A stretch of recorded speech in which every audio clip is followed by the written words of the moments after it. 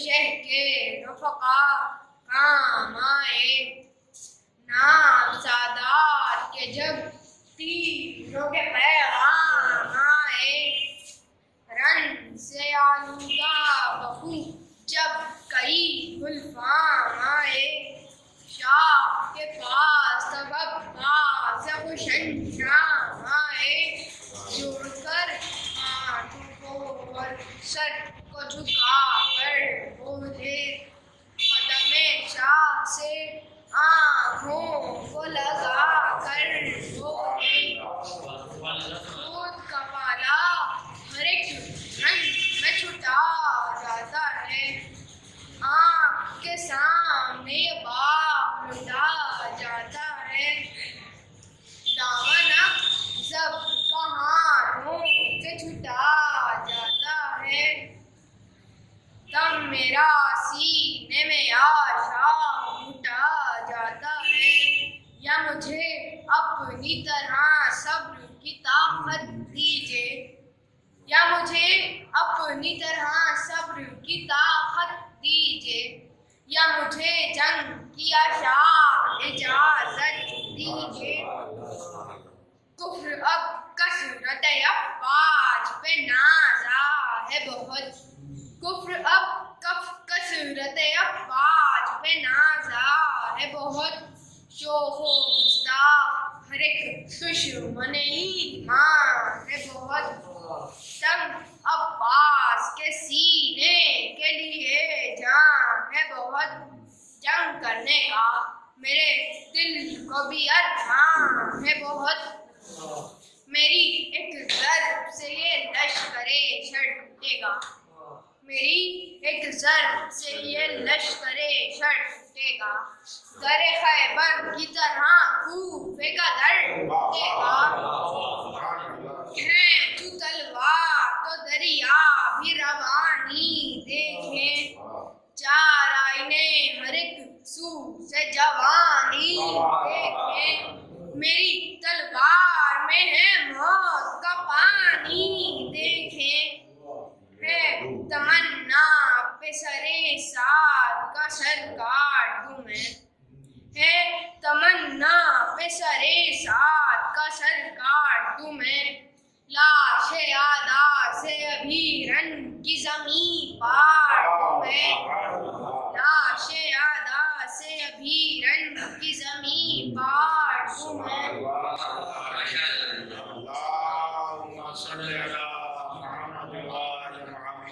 इस्लाम की क़िस्मत थी कि हैदर की दुआ थी, इस्लाम की क़िस्मत थी कि हैदर की दुआ थी, सूरज वो उगा है कि उजाले नहीं जाते, सूरज वो उगा है कि उजाले नहीं जाते, लगता है जलाले समदी बोल रहा है, लगता है जलाले समदी बोल रहा है, अब्बास के तेवर तो संभाले नहीं जाते।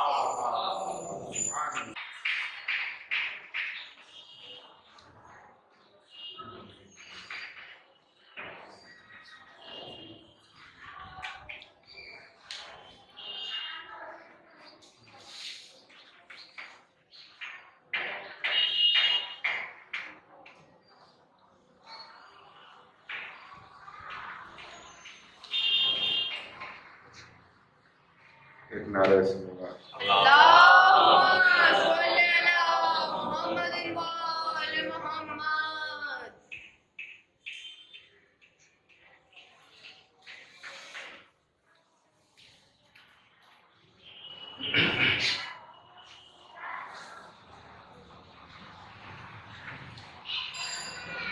एक नज़्म,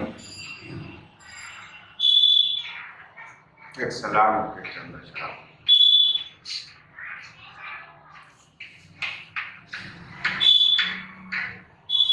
ये दाग आए दिल पे अश्के गम का फिर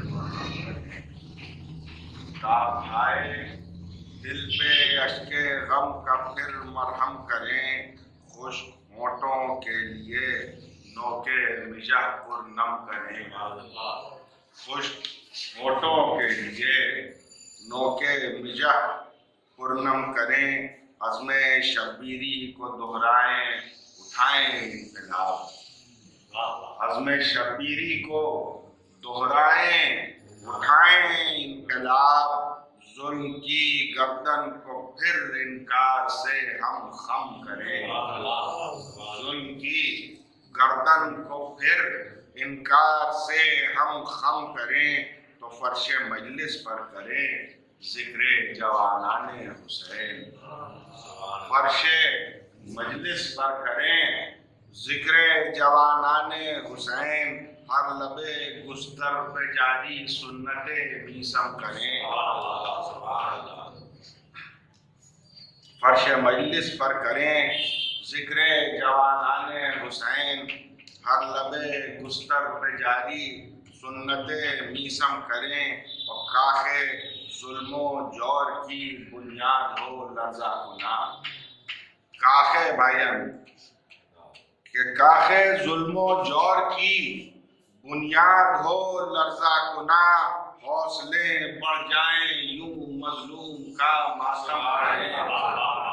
काखे जुल्मो जौर की बुनियाद हो लर्जा गुना, हौसले बढ़ जाएं यूं मजलूम का मातम करें।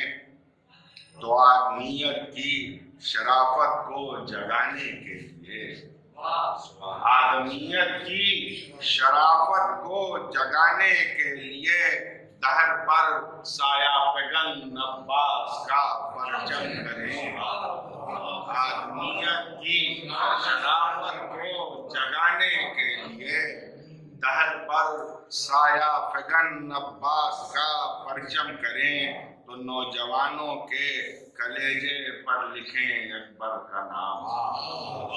नौजवानों के कलेजे पर लिखें अकबर का नाम, और शीरखारों के गलों पर इसमें असगर दम करें। नौजवानों के कलेजे पर लिखें अकबर का नाम, शीरखारों के गले पर इसमें असगर दम करें। हम गमे शब्बीर के सफ़े में सीखें दरगुजर। हम गमे शब्बीर के सफ़े में सीखें दरगुजर। हुस्न से किरदार के हम खुद को मुस्तहकम करें। हुस्न से किरदार के हम खुद को मुस्तहकम करें। सीने बिरिया में मेहमानी करें शब्बीर की। सीने बिरिया में मेहमानी करें शब्बीर की। आओ हम सब मिलके इस्तक़बाल माहे गम करें। आओ हम सब मिलके इस्तक़बाल माहे गम करें। ऐसे राज इस वक्त सब अपनी ज़िया करना निसार। ऐसे राज उस वक्त अपनी सब ज़िया करना निसार। वारिसे शब्बीर जिस दम शमा को मध्यम करे। रुकन चंद शाद उसके बाद कि हमारा क्या है ये सब जिस्मो जां हुसैन का है। हमारा क्या है, हमारा क्या है ये सब जिस्मो जां हुसैन का है। ज़मीन हुसैन की ये आसमां हुसैन का है। ज़मीन हुसैन की ये आसमां हुसैन का है। न रोकते हैं किसी को न हम बुलाते, न रोकते हैं किसी को न हम बुलाते हैं। हर आने वाला यहाँ मेहमान हुसैन न हम बुलाते, हर आने वाला यहाँ मेहमान हुसैन। क्या कहने वाला। और एक नज़्म मैं खौफ की ममलिकत में अपनी बहादुरी का आलम संभाले, गुज़श्ता नस्लों के ज़ख्म ओढ़े, बुरीदा शानों के गम समेटे। तमाम मीरास तशनगी की सुलगते सहरा से जलते खेमों की आँच थामे, हनोज बैत की शाखाओं पे चल रहा हूँ। मैं खौफ की ममलकत में अपनी बहादुरी का आलम संभाले, गुज़श्ता नस्लों के ज़ख्म ओढ़े, मुरीदा शानों के गम समेटे, तमाम मीरास तशनवी की सुलगते सहरा से जलते खेमों की आँच थामे, हनोज बैत की शाहराहों पे चल रहा हूँ, अगरचे नुसरत के दावेदारों में अपने हाथों के मासिवा कोई नहीं है। अगरचे नुसरत के दावेदारों में अपने हाथों के मासिवा कोई नहीं है, उधर रेजाफा सा लश्करों की कबीर कसरत में लग रहा है, इधर मैं अब तक हुसैन इब्ने अली की सब सुन्नतें समेटे, सुलगते खेमों की रात अपनी जमीने बेऐब पर लगाकर हनोज तन्हा खड़ा हुआ। अऊज़ु बिल्लाहि समीउल अलीम मिनश शैतानिर रजीम। ला हौला वला कुव्वता इल्ला बिल्लाहिल अलील अज़ीम। बिस्मिल्लाहिर रहमानिर रहीम। अल्हम्दुलिल्लाहि रब्बिल आलमीन।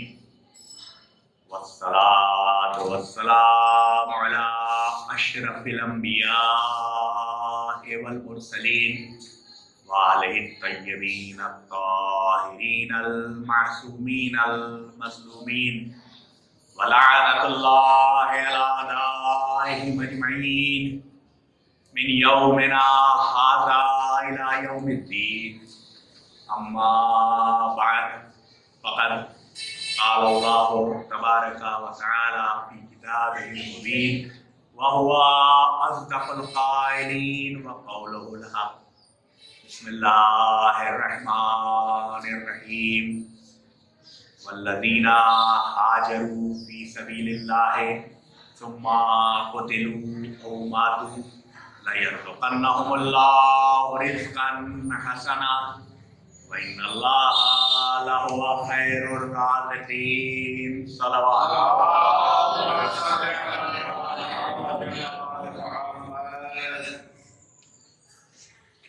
हज़रात,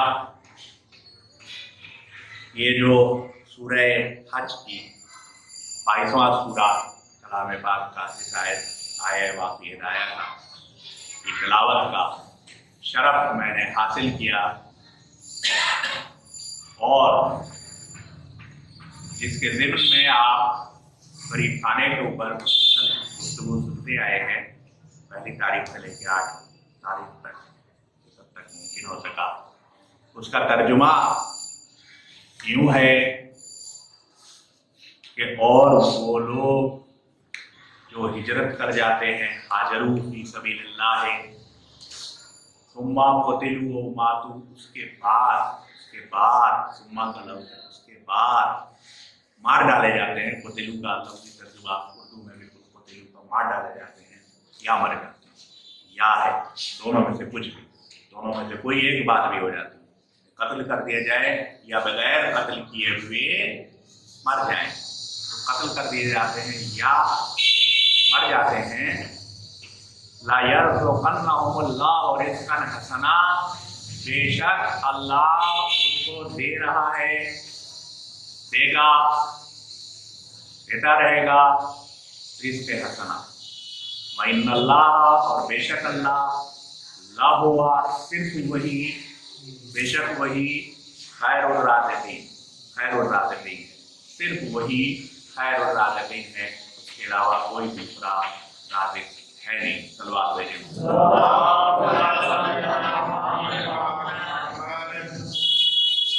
जब हम राज़िक़ कहते हैं तो राज़िक़ का मतलब होता है मुतलक तौर के ऊपर राज़िक़ होने वाला और रिज़्क़ देने वाला। जो रिज़्क़ देने का मुतलक जिम्मेदार है वो राज़िक़ है। रिज़्क़ मिलता बंदों के दरों से भी है। खुद अल्लाह ने फरमाया है कि जिनको हमने रिज़्क़ दिया है वो उस रिज़्क़ में से इंफाक करते हैं। छोटी सी मिसाल के ऊपर आ जाइए कि अगर आप जो वाजिब इंफाक इस्लाम ने रखा है, मिसाल के तौर के ऊपर ज़कात,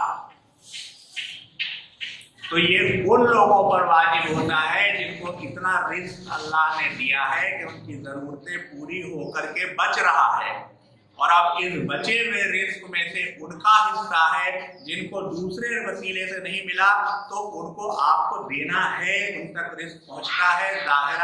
जाहिर बजाहिर जिसने ज़कात दी उसके हाथ से पहुंचा, मगर उसने नहीं दिया राज़िक नहीं है। फरीदा अदा किया। तो इसी तरह जैसे जैसे अब ये तो ज़कात तो वाजिबात हो गई, इसके बाद से बढ़ चढ़ के खिलाने वाले और बढ़ चढ़ के रिस्क देने वाले जो उनको रिस्क मिलता है, उनकी मिसालें मौजूद हैं, है ना। जैसे जैसे खारिज की जो अदना किस्म है, ताम अलग अलग उसके लिए जो खाना खिलाना, सिर्फ रिस्क बहुत सारी चीज़ों को मुहित है, जिनमें का एक हिस्सा है ताम, जो कि खाते हैं, फूड, जो हमारे मशहूर वाक़या है, आप सब जानते हैं कि साहिल आके कहता है कि हम यतीम हैं, दूसरे दिन साहिल आके कहता है मिस्कीन हैं, तीसरे दिन साहिल आके कहता है असीर हैं, और रोजेदार लगातार अवतार के वक्त अपने सामने का पूरा काम उठा के उसको दे देते पूरा। ये याद रखिएगा। एक चीज और, एक मसला और है, हम लोग आमतौर पर ये समझते हैं कि कोई भी चीज जब हम सदक़ात और खैरात करते हैं तो जो चीज अब हमारे मतलब की नहीं रह गई है वो खैर कर देना चाहिए, ऐसा कर रहे हैं।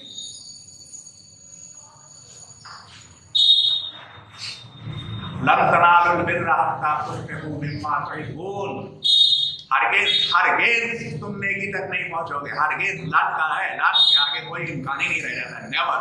नेवर एवर, है ना, कैन यू रीच गुडनेस। हरगिज़ नेकी तक नहीं पहुंचोगे जब तक उसमें से खर्च ना कर लो, सर्फ ना कर लो हमारी राह में, जिसको तुम अपने लिए मुहिब रखते हो। जब तक अपने लिए जो चीज पसंदीदा है उसमें से नहीं दे दी, जो चीज मेरे लिए बेकार हो गई थी वो दे दी, तो दे दी, आपने अच्छा काम किया है, आपके पास बेकार पड़ा, उसको आपने सड़ाया नहीं, बर्बाद नहीं किया, फेंका नहीं, वो अच्छा काम किया है। लेकिन उससे आपको कोई बिर मिल गया हो, गलतफहमी में मत रहिएगा। साफ इनकार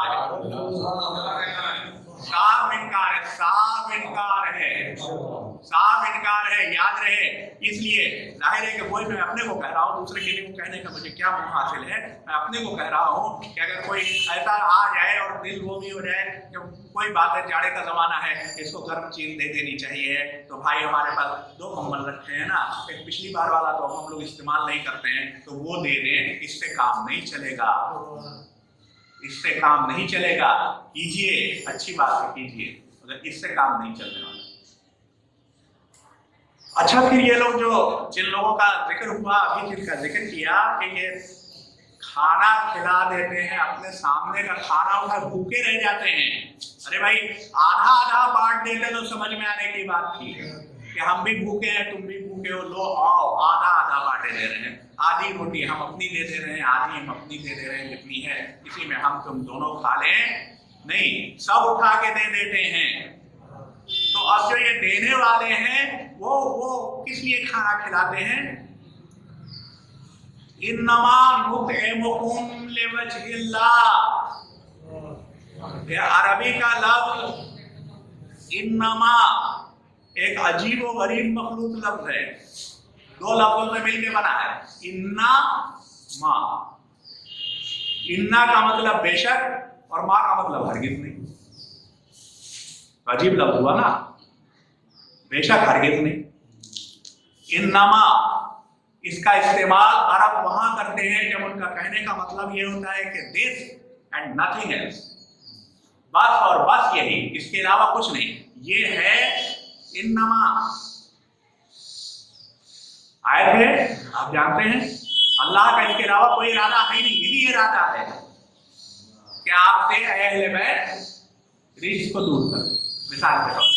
तो उसी तरह से ये कहते हैं कि इन्नमा नुतइमुकुम, हम तुमको खाना खिला रहे हैं। क्या रिज़्क़ का इसका लफ्ज़ नहीं इस्तेमाल किया गया? नुतइमुकुम, हमको खिलाते हैं, तुमको खिलाते हैं। नुतइमुकुम लिवजहिल्लाह, अल्लाह का चेहरे से, अल्लाह की वजह से। बहुत तरह से तर्जुमा कर सकते हैं आप। वजह का मतलब पहचान।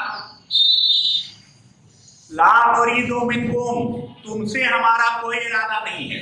ला नुरीदु, हमारा इरादा तुमसे कतई नहीं है।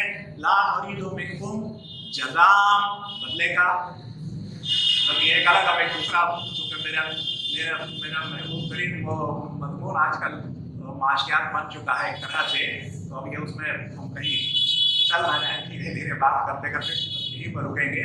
वरना आज की दुनिया बाजार की दुनिया, जानते हैं ना, आज की दुनिया बाजार की दुनिया। हर चीज एक सिक्के के एवज में बदली जाती, सिक्के के भी एवज में नहीं है, एक टोकन के एवज में बदली जाती। आप ये करेंगे, कितने पैसे देंगे, हम वो करेंगे, कितने पैसे देंगे। तो हर चीज अब एक्सचेंज होती है, फौरी जब तबादला होता है चीजों का सोसाइटी में, तो आज की दुनिया इस पर फख्र करती है कि हर चीज का तबादला फ्री मार्केट में होता है, एक ऐसी इकोनॉमी में होता है कि जहां पर लोग, जितने लोग हैं, वो इसके लिए उनको अख्तियार होता है कि वो अपनी जो उनके पास चीज है उसके लिए वो कितने में लेंगे, कितने में देंगे, ये तय कर सके। और वो कितना फौरन तय हो जाता है कि कितना, इसके बदले में हमें क्या मिलेगा, उसके बदले में तुम्हें क्या मिलेगा। जरा से आ रही है हमारे सब्जेक्ट के ऊपर माहिरीन माशियात, बल्कि माहिरीन माशियात से ज्यादा एंथ्रोपोलॉजिस्ट की रिसर्च है आजकल की। इससे पहले जो इकोनॉमी थी वो, और हम लोग को लगता है अगर हम लोग जरा तो गौर करके सोचेंगे तो बिल्कुल सच्ची बात है कि वो गिफ्ट इकोनॉमी थी, तोहफे की इकोनॉमी थी, एक्सचेंज की, मार्केट की इकोनॉमी नहीं थी। गिफ्ट की इकोनॉमी का क्या मतलब हुआ कि हमको लगा कि ताजमिया को लगा कि हमको जरूरत है कुछ करने की, उनके किसी अमल की, उनकी किसी चीज की, उन्होंने मेरे लिए कहा। ये नहीं देखा कि इसके बदले में फौरी तौर पर हम उनको क्या देंगे। हमें लगा कि फुला को जरूरत है, हमने उसके लिए कर दिया। ये नहीं देखा कि इसके बदले में हमें क्या मिलेगा। और ऐसी इकोनॉमी बहुत इत्मीनान से चलती थी मार्केट इकोनॉमी आने से पहले। और इसका तजुर्बा शायद हम लोग को खुद, जब हम छोटी जगहों के ऊपर आते हैं तो हमको होता है कि बहुत से लोग ऐसे हैं आज भी इस जमाने में भी कि जो इस तरह करते हैं, लेकिन ये बहुत अदना किस्म, बहुत अदना किस्म। आप देखिए, इन्नमा नुतिमुकुम लिवजहिल्लाह ला नुरीदु मिनकुम जज़ाअ, बदले के तो हमको इरादा ही नहीं रखते हैं। ला नुरीदु मिनकुम जज़ाअ, अच्छा भैया बदले का इरादा नहीं रखते हैं, लेकिन एक चीज का इरादा तो हर शख्स रखता है, वो ये है कि आप शुक्रगुजार तो हो जाइए, थैंक यू तो कहिएगा भाई, इतना तो बनता है। कहते हैं ला नुरीदु मिनकुम जज़ाअ वला शकूरा, हमें इसका भी कोई इरादा नहीं है, कोई इस उम्मीद के ऊपर हमने नहीं किया। ला नुरीदु मिनकुम जज़ाअ वला शकूरा। तो ये लोग जो रिस्क देते हैं, ये जो ताम देते हैं, ये भी तो रिस्क दे रहे हैं। मगर ये कभी कभी अक्सर हम लोग के यहाँ गुफ्तगू करते वक्त, और खास करके अगर वो एक जो मसलक का आजकल हमेशा से, और उसकी बातें जो वो लेके उठते हैं, बुनियादी सवाल, और सवाल गलत नहीं है, तो उसके ऊपर जब वो बातें शुरू होती हैं तो होता है कि राज़िक कौन है आप, है ना, हम वो देते हैं कि वो देते हैं कि वो देते हैं कि सिर्फ अल्लाह देता है। देता यकीनन सिर्फ अल्लाह है, मगर बांटते वो हैं। सलवात मेरे मोहम्मद,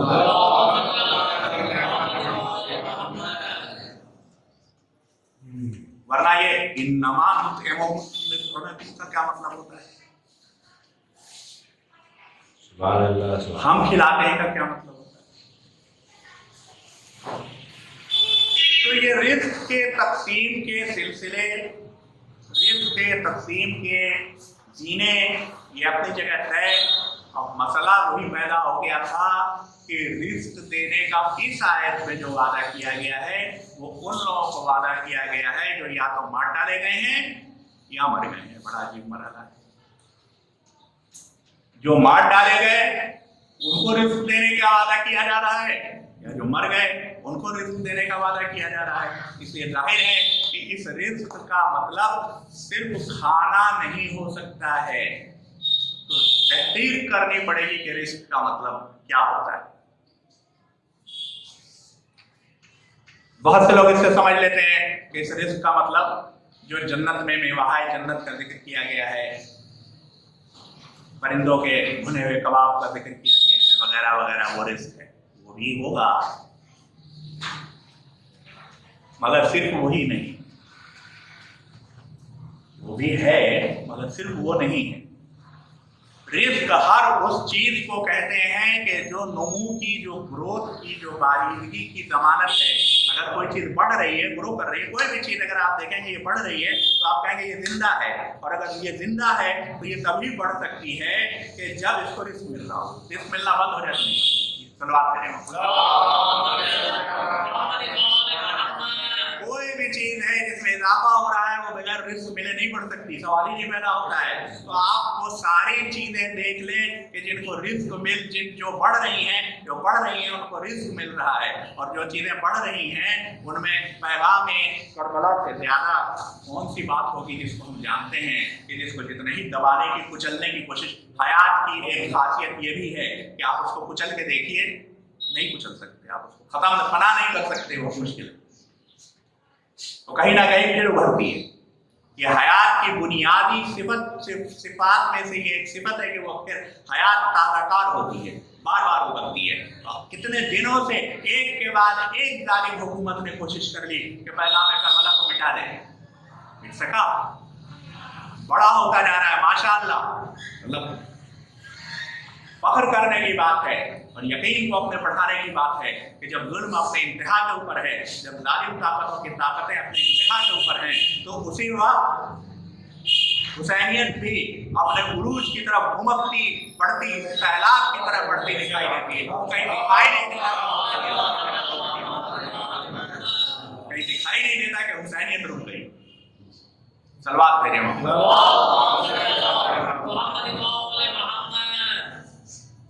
अब ये बढ़ क्या चीज रही है, और अभी वही इंतजार किस बात का है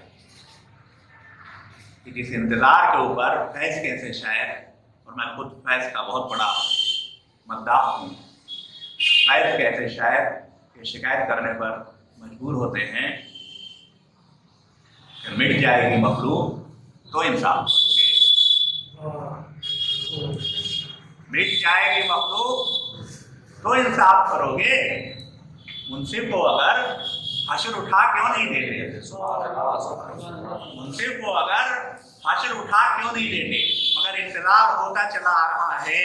तो इस इंतजार के बहुत सारी वजह होंगी, उनकी मसलहतें कौन जाने कि क्यों हशर उठ नहीं जा रहा है। अभी कितने और मखलूक को अभी कितनी और शहादतें देनी है, खून का दरिया अभी कितना और चढ़ना है सैलाब आने और बंद टूटने से पहले, ये तो वो जाने, क्योंकि वो जिनके खून का दरिया चढ़ रहा है, जो वाकई शहीद हैं, जो शहदा में शामिल हैं, वो दिलू और मातू में शामिल हैं, उनको इसकी फिक्र नहीं, सुभान अल्लाह, और उसको इसकी फिक्र नहीं। वो तो रिस्क दे ही रहा है, इनको तो रिस्क मिल ही रहा है, मगर हम जरूर परेशान हैं। हमें यकीनन परेशानी होती है, मुझे होती है कि आखिर कब तक चलेगा। शायद उन बहुत सारी वजूहों में से एक छोटी सी बात ये हो कि अभी तक धीरे धीरे ज्यादा, मेरे ख्याल में ज्यादा वाज़ेह होता जा रहा है अब ये मसला, लेकिन शायद अभी भी अगर, और आमतौर पर नौजवान लोग सवाल करते हैं, मुझसे भी सवाल करते हैं, और मेरे लिए भी बहुत दिनों तक ये सवाल रहा था, अभी भी है। जाहिर है कि इंसान हमेशा सीखता रहता है, कि नहीं कि किसी कोई इल्म हासिल हो जाता है और किसी मंजिल को पहुंच जाता है, इंसान सीखता रहता है। लेकिन अभी तक जहाँ तक मैं पहुँचा हूँ तो उसमें ये बात समझ में आने लगी कि हमें फर्क करना पड़ेगा भाई कि आखिर ये दो कुव्वतें जो आपस में टकरा रही थी, जिनका टकराव अपने नुक्ते उरूज पर करबला में पहुंचा। करबला हम लोग बहुत आसानी से कहते हैं, कल उसी वक्त मेरे जहन में ये बात बोलते बोलते आ गई थी कि ये जो एक रात की मोहलत इमाम हुसैन सलाम ने मांगी थी, तो आखिर इतनी आसानी से उन्होंने दे क्यों दी? यजीद की फौज बहुत भले हो गए थे उस वक्त, पता ही नहीं, उनकी सोची समझी, उनके ख्याल में हुसैन मोहलत मांग के गलती कर रहे थे माज़अल्लाह, इस वजह से कि वो जानते थे कि हुसैन का खाने में भूख और प्यास है। जब भूख और प्यास और आपके पास रिसोर्सेज ना हो तो जल्दी से जल्दी लड़ जाना स्ट्रेटेजिक समझदारी है, जल्दी से जल्दी जंग कर लीजिए। जल्दी से जल्दी फैसला कर लीजिए, या इस पार होगा या उस पार होगा, अभी लड़ लीजिए, जल्दी, देर मत कीजिए अगर कोई उम्मीद नहीं दिखाई दे रही है तो बजाय रात के और दिन का इंतजार करने की कि जब धूप की कमावत हो, क्या जरूरत है। जब शाम को उन लोगों ने हमला किया था तो उस वक्त जंग हो जाने में क्या है। तो शायद शाम के लश्कर के ये बात समझ में आई हो, जो यजीद का जो लश्कर था, जब हम लोग शाम का लश्कर कह देते हैं, तो उसके शायद उनके सरदारों को ये समझ में आई हो कि अच्छा है अभी प्यास और बढ़ेगी। अभी जब हम एक बार चढ़ाई के लिए चढ़ के आ चुके हैं तो बच्चे, खवातीन, असहाब सब मिलके समझाएंगे कि क्या कर रहे हैं, अरे छोड़िए, अभी फिलहाल तो आप बैन कर लीजिए, बाद में देखा जाएगा कि क्या होगा। अभी इस वक्त कोई चारे कार नहीं रह गया है, तो मोहलत मिल गई है, सुबह बैन कर लीजिए ताकि ये बला टल जाए, और उसके बाद में क्या होगा वो बाद में देखा जाएगा। कोई भी समझदार आमतौर पर दुनिया के हिसाब से एक जनरल या कोई भी फैसला करने वाला, एक मैनेजर, एक एडमिनिस्ट्रेटर यही फैसला करता क्या नहीं करता, बताइए। दूसरा फैसला नहीं था। जब उन्होंने एक बार रात की मोहलत दे दी थी तो रात भर में इस फैसले के अलावा दूसरा कोई फैसला होने का कोई इम्कान ही नहीं था। वो बड़े खुश होंगे, जश्न इसी बात का मना रहे थे कि अब सुबह को तो हुसैन बैत कर ही लेंगे, हम जीत गए। मगर उनको नहीं पता था कि वो हार गए। हुसैन तो बैत नहीं करेंगे, हुर जरूर इतना मुस्तरिब होगा कि अब उससे वहां नहीं रुका जाएगा। सलवात मेरे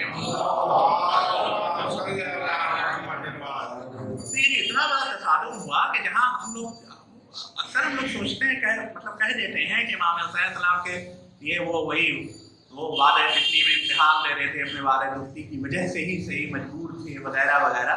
कतई कहीं से मजबूर नहीं, हर लम्हे उनको इख्तियार हासिल, वो जब चाहते उसको बदल ले सकते थे, ये राह चुन सकते थे, वो राह चुन सकते थे, और उन्होंने आखिर दम तक जो राह चुनी थी वो राह, उस राह के ऊपर वो कायम रहे। न सिर्फ वो कायम रहे बल्कि एक एक बच्चा कायम रहा। सल्लल्लाहु अलैहि वसल्लम।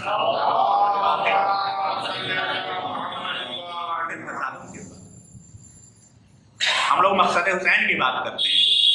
एक जो थोड़ा इम्प्रूवमेंट आया वो ये आने लगा कि भाई हम लोग सिर्फ रोजे की, सिर्फ जिजिये की बात ना करें, सिर्फ जख्मों की बात ना करें, है ना, सिर्फ प्यास की बात ना करें, सिर्फ पामाली की बात ना करें, बल्कि हम मकसद हुसैन की बात करें। मकसद हुसैन, उसके बाद हमारे यहाँ हमारे जाकिर हज़रात तमाम, और मैं उनसे इख्तिलाफ नहीं करता हूँ, वो एक अपने एस्पेक्ट दुरुस्त है कि वो कहते हैं मकसद हुसैन नमाज को बचाना, रोजे को बचाना, कहते हैं कि नमाज को बचाना मकसद हुसैन, रोजे को बचाना मकसद हुसैन। आप एक बात बताइए, ये जो बिसर साहब था ये नमाज पढ़ता था नहीं पढ़ता? नमाज पढ़ता था ना, कबूल होती हो ना होती उससे मैं नहीं बैठता, कोई नहीं जानता कि किसकी कबूल होती है नहीं होती। पढ़ता था, रोजा रखता था नहीं रखता? अरे आज उसके दिन रखा हुआ अशहदु अल्ला इलाहा इल्लल्लाह कहता था नहीं कहता? कुरान की आयत उसको याद की नहीं आती? हमसे अरब था, हमसे बड़ा अरबी था, बहुत अच्छे से समझता। इब्न ज़ियाद वो भी नमाज पढ़ता था, वलीद वो भी पढ़ता था। दूसरी बात है कि नशे में किसी दिन गलत पढ़ा गया हो, गलत उसके ऊपर इसरार कर बैठा हो, लेकिन आमतौर पर नमाज पढ़ता था। तो वो चीज कहां है कि जहां पर तसादुम हो गया? किस बात? इसके लिए नहजुल बलागा देखना पड़ेगा, क्योंकि तसादुम शुरू वहीं से हुआ। सलवात मेरे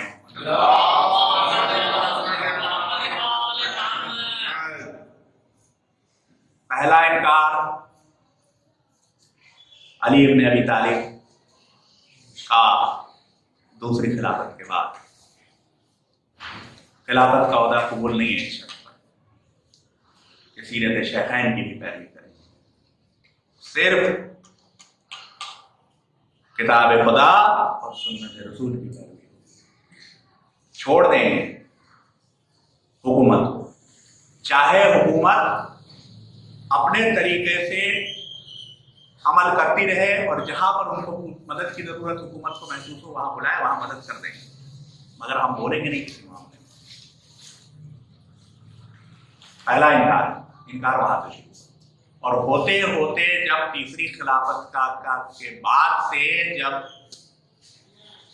घर के ऊपर मजमा हुआ और उसके बाद जब बैत की गई उनसे जबरदस्ती एक तरह से कि आपको तो क़यादत हमारी करनी ही पड़ेगी, के बाद जो उनके खुतबात हैं, जो उनके मकतूब हैं, मकातीब हैं, जो उनकी गुफ्तगू है, जो उनके अक़वाल हैं, ज़रूर आजकल बहुत लोग पढ़ने लगे हैं, बहुत लोग पढ़ने लगे हैं, माशाअल्लाह, बहुत खुशी की बात है। बहुत गौर से पढ़िएगा और पढ़ते वक्त बस हमारी 2-3 बातें अगर जहन में रहें तो शायद जिस नतीजे पर मैं पहुंचा हूँ उसके आसपास देखिएगा। अगर मैंने गलती की है तो मुझे बताइएगा आपने गलती की है और हम लोग इसको मिल के पढ़ेंगे। यूँ तो पूरी नहजुल बलागा हिदायत का सरचश्मा है, और खुसूसियत के साथ 3 मकतूब उसमें हैं, उनको बहुत गौर से पढ़िएगा, अलग से पढ़िएगा, ढूंढ के पढ़िएगा, नेट पर पढ़िएगा, अभी ढूंढिएगा भी मिल जाएगा, इंग्लिश में ढूंढिएगा मिल जाएगा। पहला है जनाब अमीर का वसीयतनामा अपने फर्जंद। दूसरा है जनाब अमीर का, जिसको आजकल हम लोग बोलते हैं लेटर ऑफ सेंश्योर, जहां डांट लगाई जाती है किसी मातहत को किसी गलती के ऊपर। बसरे के हाकिम उस्मान बिन हुनैफ, और उस्मान बिन हुनैफ इनके चुने हुए चुनिंदा लोगों में से थे जिनको जनाब अमीर ने चुन के भेजा था उस्मान बिन हुनैफ को बसरे का गवर्नर बना करके। उस उस्मान बिन हुनैफ को जो डांट लगाई है वो पढ़िए, हड्डियां कांप जाती हैं जनाब, पढ़िए, मेरी तो कांप जाती है। और आखिरी अफसोस, वो गाइडलाइन जो हुकूमत करने के तौर तरीके बताते हुए मालिक अश्तर को दी गई थी कि जब उनको मिस्र का गवर्नर बना के भेजा गया था, क्योंकि वो मिस्र कभी पहुंचे ही नहीं, इसलिए उस गाइडलाइन पर कभी अमल नहीं हुआ। अभी हमने पिछले दिनों 1-2 साल पहले शायद देखा था कि सूफी अन्नान जिस जमाने में सेक्रेटरी जनरल हुआ करते थे यूएनओ के, तो उन्होंने कहीं पर उसका जिक्र खुसूसियत के साथ इस सिलसिले में किया था कि अगर उस खत को ही मंशूर बना लिया जाए तो दुनिया में हर तरह से अमन कायम हो जाएगा। मैं सूफी अन्नान से कोई इंडोर्समेंट नहीं दिला रहा हूँ, लेकिन ये एक बात थी, एक गुफ्तगू सामने आई थी तो मैंने आपके सामने पेश कर दी कि ये वो खत। तो ये 3 खत हैं, इनमें से मैं दूसरे का उस्मान बिन हुनैफ वाले खत का जिक्र करता हूँ, और इसलिए करूँगा कि वो उन्होंने अपने उस शिया को लिखा था जिस शिया को उन्होंने इसका मुस्तहक समझा कि बसरे के गवर्नरशिप उसके हाथ में सौंप दें। सल्लल्लाहु अलैहि वसल्लम। मेरे ऐसे दावेदार को खाली नहीं हम शिया हैं, उस शिया को लिखा था कि जिसके बारे में उनको यकीन था कि वो पक्का शिया है और उसको उनकी नुमाइंदगी कर सकता है, और बसरे का गवर्नर बना के भेजा था उन्होंने। वह किस्सा यूं हुआ कि इस उस्मान बिन हुनैफ की बसरे के एक दौलतमंद इंसान ने दावत कर दी। दावत पर उस्मान बिन, पढ़ लीजिएगा, अगर जो मैं कह रहा हूँ गलत निकले तो मुझे बताइएगा, पढ़ लीजिएगा, एक जरूर पढ़िएगा, जरूर उस्मान बिन हुनैफ वाला तो जरूर पढ़िएगा, और कुछ पढ़िए या ना पढ़िए, क्योंकि ये ज्यादा हम लोग के करीब जो हम लोग करते हैं रोजाना आयोजन जो किया करते हैं उसकी झलकियां इसमें बहुत ज्यादा दिखाई पड़े।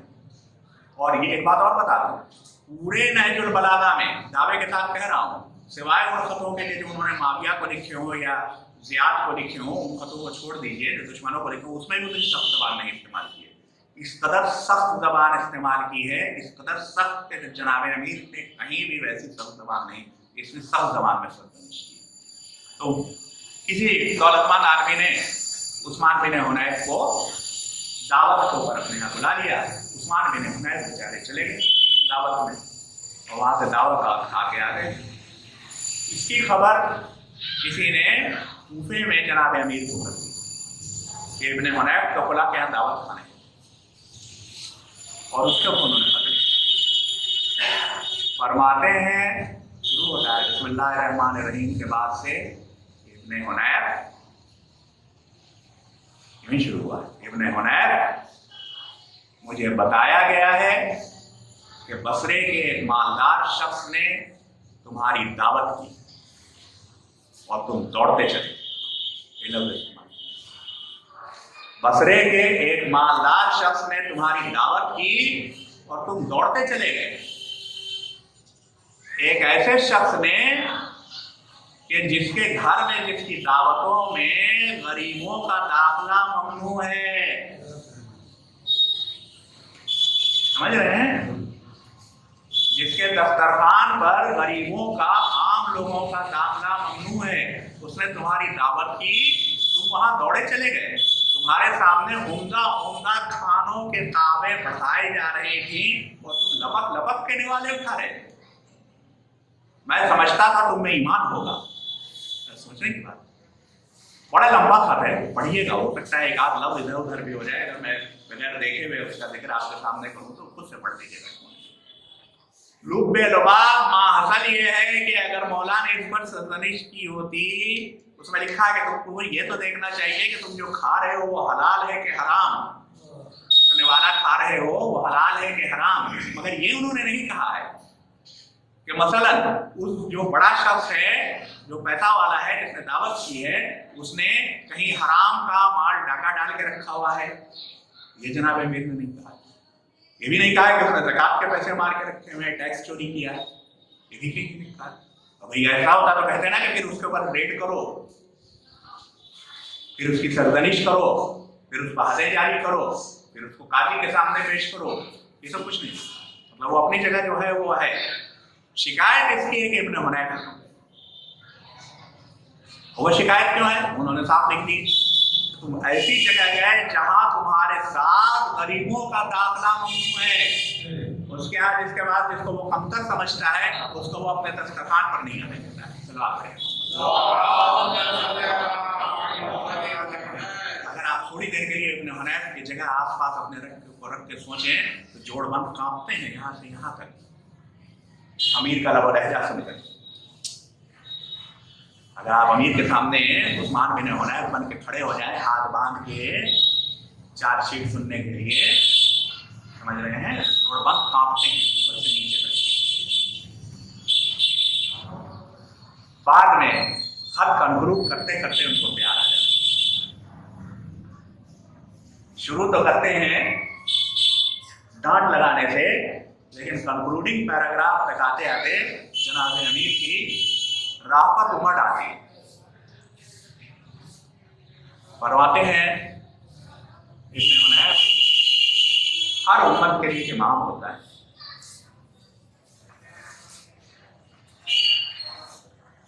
फरमाते हैं हर उम्मत के लिए इमाम होता है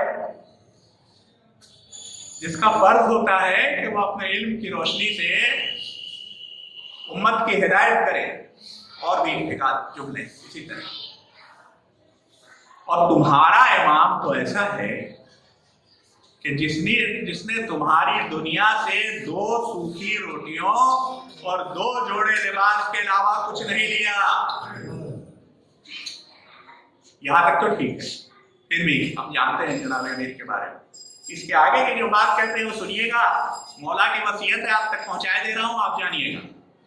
मौला की वसीयत मुझ तक पहुंची थी, आप तक पहुंचाए दे रहा हूं, आगे आप जानिएगा। फरमाते हैं ला तक़दरून अला ज़ालिक, तुम लोग इसकी कुदरत नहीं रखते हो। ये 2 रोटियां खाने और 2 जोड़े कपड़े तो पर जिंदगी गुजारने की कुदरत, ला तक़दरून, यही लफ्ज़ इस्तेमाल किया, ला तक़दरून अला ज़ालिक। तुम लोग, अब सिर्फ इब्न हुनैफ की बात नहीं कर रहे हैं, उम्मत की बात हो गई है ना। ला तक़दरून अला ज़ालिक मतलब ये मत समझ लेना कि अगर हमारे इमाम ऐसे करते हैं तो हमको भी यही करना चाहिए, तो ये तुम नहीं कर पाओगे। उसके आगे कहते हैं बल। बल का मतलब होता है मदद। ये नहीं कर पाओगे, ये करने की कोशिश ना करना। बल जिगर काम और से मजबूत हो गए। हम वो कौम हैं जो बचपन से हम फख्र करते हैं कि जब हम छोटे से थे तब से हमारी अम्मा ने हमको सिखाया ये आली मदद, ये आली मदद सिखाया है ना, सिखाया है ना। कितनी बार मांगी है? 1000 मांगी होगी अभी तक जिंदगी। 10,000, 1,00,000। वही अली आपसे कहते हैं बल आईनूनी, बल्कि मेरी मदद करो। अली ने कहा है मेरी मदद करो, आपका जो जी चाहेंगे या मेरी किस्मत में नसीब में जो हो करूं, कहा उन्होंने। बल आईनूनी बिलवरे वल इज्तिहादे वल इफ़्फ़ते वस्सदा। सलवात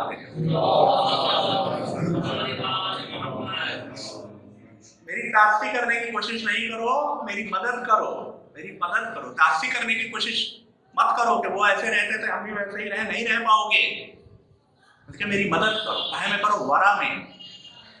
वक्त कम है, अल्फाज का मानी डिक्शनरी में देख लीजिएगा। अल्फाज ऐसे हैं कि जिनका मतलब आमतौर पर समझ जाएंगे आप। वरा, वाव रे हैं। वरा में, इज्तिहाद में, इफ़्फ़त में और सिदाद में। इतना बात मैंने आपको इसके सामने से लिया कि ये अली हैं जो खुद इस तरह रहते हैं और जो अपनी उम्मत से ये चाहते हैं। मतलब अगर अलवी हुकूमत इंशाअल्लाह कायम होती है, जब भी दुनिया में जब अलवी तर्ज की हुकूमत कायम होती है, तो अलवी इमाम आपसे ये चाहेगा, तो अलवी इमाम आपसे ये चाहेगा। दूसरी तरफ माविया है, आपको पता है, सबज महल बनाने के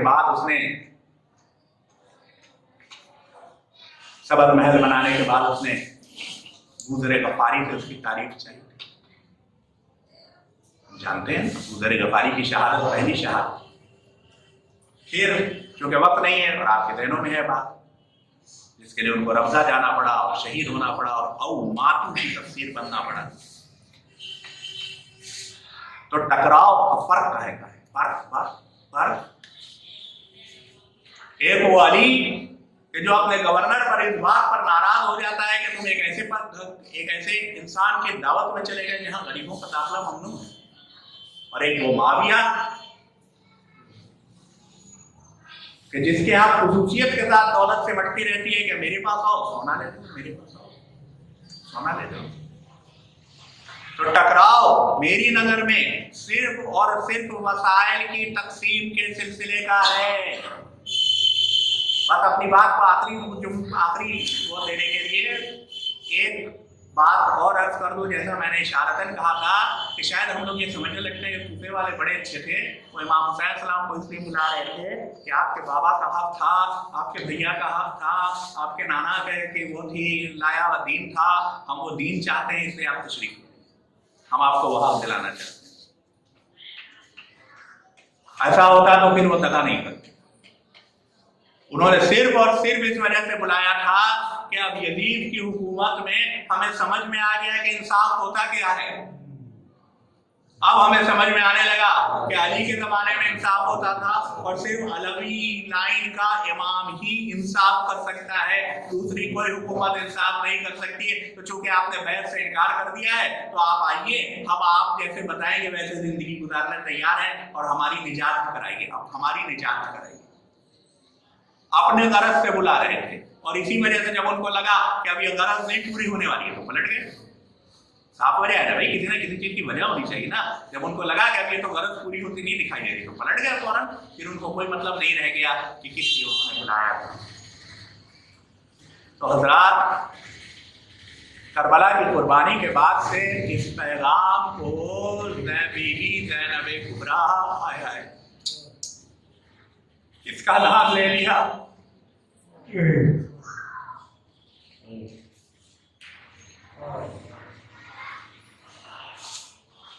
किसका नाम ले लिया? अल्लाह महबाद फरमाते हैं हदीस इश्क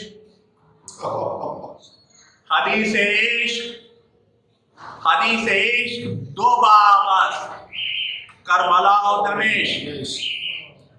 हदीस इश्क दो बाबत करबला और दमिश्क। यके हुसैन रकम कर दीगरे ज़ैनब। इश्क की सारी दास्तान सिर्फ 2 बाब की है, बस सिर्फ 2 चैप्टर है इश्क की दास्तान में। एक का नाम है करबला, एक का नाम है दमिश्क। करबला हुसैन ने तहरीर की और दमिश्क के बाद ज़ैनब ने तहरीर फरमाया। इश्क इश्क इश्क इश्क वो इश्क कि जिसके बारे में खुद इकबाल ही फरमाते हैं, खुद इकबाल ही फरमाते हैं कि अक्लो दिलो निगाह का, अक्लो दिलो निगाह का मुर्शिद अव्वलीन, अक्लो दिलो निगाह का मुर्शिद अव्वलीन। इश्क इश्क ना हो, बहुत सुनिएगा, इश्क ना हो, एक धर्म इसका हक है, इश्क ना हो तो शर और दीन मुतकदे तवक्कुमा। इश्क के बगैर न शरीयत का कोई मतलब है, वो भी मुतकदा है, और इश्क के बगैर दीन भी मुतकदा है, सिर्फ उसका नाम बदला हुआ है। तो वो ज़ैनब कुबरा करबला से दमिश्क, करबला से कूफा, कूफे से दमिश्क, मकसद हुसैनी की तबलीग व तरवीज करती हुई दमिश्क से वापस आज़ादी के बाद खुद दमिश्क में रुक करके आखिर बीवी आप क्यों रुक गई, इसको भी अगर हम नफ्सियाती तौर के ऊपर सोचे कि कोई ऐसा लुटा पिटा काफिला हो तो उससे जैसे ही आज़ादी की बात कही जाएगी, अरे इसका लुटे पिटे और असीरी को छोड़िए, अगर आप किसी दूसरी जगह गए में हो और बहुत आराम पे हो तो जैसे ही काम खत्म हो, वक्त देर अगर हो गई हो तो हम मिला जाते हैं कि अपने वतन पहुंच जाएं जल्दी से जल्दी। सबसे पहली सवारी कौन सी मिलेगी भाई, कि अब हम अपने वतन पहुंच जाएं। पूछते हैं नहीं पूछते हैं। आप अगर ज़ैनब की साइकोलॉजी सोचिएगा कि वो बजाय इसके कि कहे कि फौरन मदीने पहुंचा दो, वो कहते हैं कि नहीं कुछ घर खाली कराओ, अभी अपने भैया का मातम नहीं, बीबी मातम का मुस्तकिल कर दिया। असल तो ये है कि अभी शाम की औरतें जानती नहीं है कि ये कौन हुसैन, ये कैसा पैगाम जिसके लिए वाकया पेश आया। अभी तो आप एक को तफसील से बताएंगी। वो यजीद जो अब अपने ही अमल में महसूर मबहूत है, अब उसके अलावा वो कर ही कुछ नहीं सकता कि ज़ैनब हुक्म देती जाए और वो तामील करता जाए।